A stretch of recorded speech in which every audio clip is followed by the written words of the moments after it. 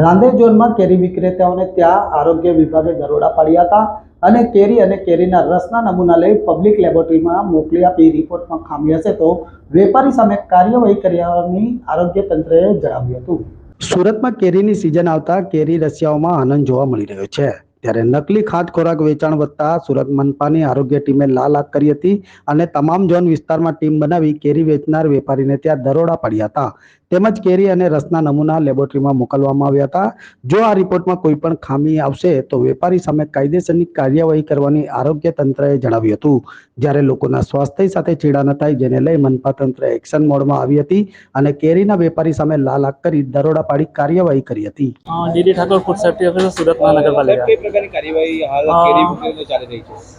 આજ રોજ deputy commissioner સાહેબ શ્રી હેલ્થ એન્ડ હોસ્પિટલ તથા આરોગ્ય અધિકારી સાહેબના માર્ગદર્શન હેઠળ સુરત મહાનગરપાલિકા વિસ્તારમાં આવેલ કેરીનું મેંગો મિલ્કશેક કેરીનો રસનું ઉત્પાદન કરી વેચાણ કરતી સંસ્થાઓની આજરોજ તમામ ઝોનમાં સુરત મહાનગરપાલિકાના ફૂડ સેફ્ટી ઓફિસરો દ્વારા તપાસ કરી સદર સંસ્થાઓમાંથી મેંગો મિલ્કશેક કેરીના રસના નમૂનાઓ લઈ પબ્લિક હેલ્થ લેબોરેટરી સુરત ખાતે મોકલવામાં આવશે અને તેનો પૃથ્થકરણ અહેવાલ આવે તે આગળની કાર્યવાહી કરવામાં આવશે।